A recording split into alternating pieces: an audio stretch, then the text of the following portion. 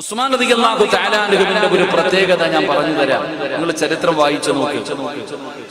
ഉസ്മാൻ റളിയല്ലാഹു തആല അൻഹുവിന്റെ ഒരു പ്രത്യേകത എന്ന് പറഞ്ഞാൽ നമ്മളെ പോലൊന്നും ആയിരുന്നില്ല.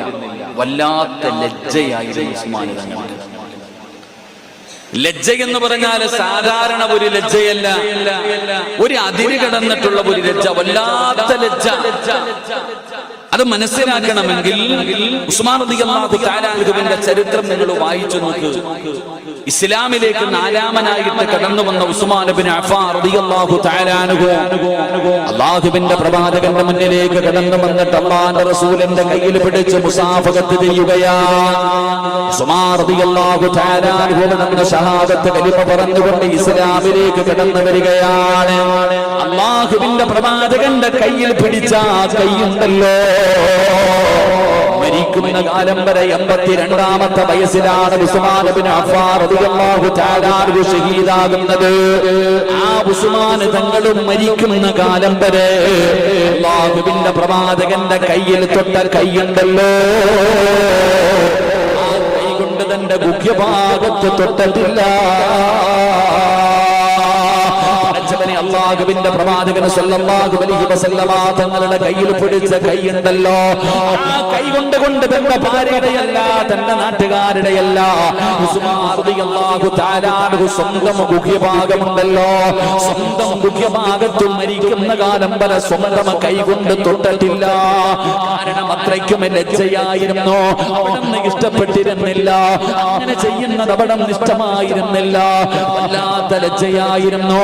എന്റെ പ്രിയപ്പെട്ടവരെ, നിങ്ങൾക്ക് അതറിയണമെങ്കിൽ, ഉസ്മാൻ തങ്ങളുടെ ലജ്ജ എന്താണെന്ന് അറിയണമെങ്കിൽ, ആരായ ആദരവായ പ്രവാചകൻ നബി മുഹമ്മദ് മുസ്തഫ സല്ലല്ലാഹു അലൈഹി വസല്ലമ തങ്ങളുടെ പ്രിയപ്പെട്ട ഭാര്യയായ ആയിഷ ബീവി റളിയല്ലാഹു തആല അൻഹ പറഞ്ഞു തരികയാ. ഒരു ദിവസം അല്ലാഹുവിന്റെ പ്രവാചകൻ ആയിഷ ബീവി റളിയല്ലാഹു തആല അൻഹയുടെ മടിയിൽ തലവെച്ച് കിടക്കുകയാണ്.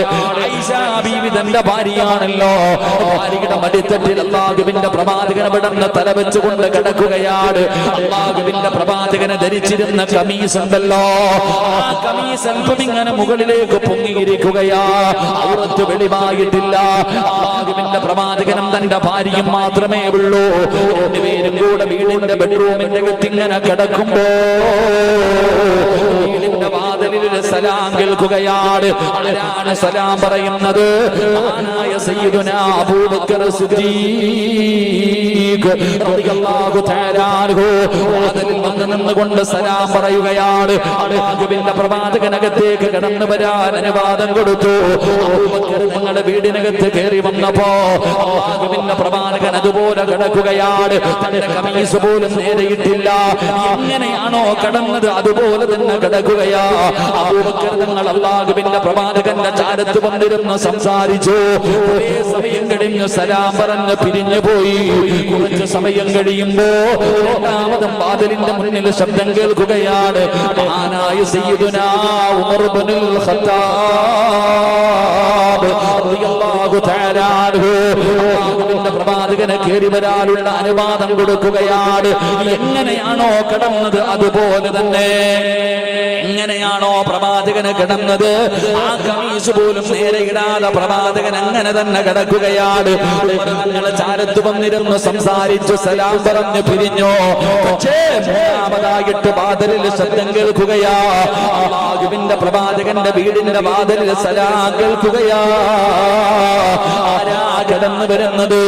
മഹാനായ സയ്യിദുനാ ഉസ്മാൻ ഇബ്നു അഫ്ഫാൻ റളിയല്ലാഹു തആല അൻഹു വീടിന്റെ വാതിലിൽ വന്ന് നിന്ന് സലാം പറയുമ്പോ അല്ലാഹുവിന്റെ പ്രവാചകൻ അവിടുന്ന് എഴുന്നേൽക്കുകയാണ്. റസൂലുള്ള തന്റെ വസ്ത്രം നേരെ ഇടുകയാണ്. ഉസ്മാൻ നിങ്ങളുടെ വീടിനകത്ത് കടന്നു വന്നോ, അടുത്തിരുന്ന് സംസാരിച്ചു സലാം പറഞ്ഞ് പിരിച്ചു പോകുമ്പോ ആയിഷ ബീവി റളിയല്ലാഹു തആല അൻഹ അവിടുന്ന് ചോദിക്കുന്നു, നബിയേ, യാ റസൂലല്ലാഹ്, അല്ലാഹുവിന്റെ നബിയേ, എന്റെ വാപ്പ വന്നപ്പോ നിങ്ങൾ എഴുന്നേറ്റില്ലല്ലോ, നിങ്ങളുടെ വസ്ത്രം നേരെയിട്ടില്ലല്ലോ, നിങ്ങൾ കിടന്നതുപോലെ കിടന്നല്ലോ, നിങ്ങൾ വന്നപ്പോഴും അങ്ങനെ തന്നെ കിടന്നല്ലോ, എന്തുകൊണ്ടാണ് ഉസ്മാൻ കിടന്നു വന്നപ്പോ നിങ്ങളുടെ വസ്ത്രം നേരെയിട്ടത്?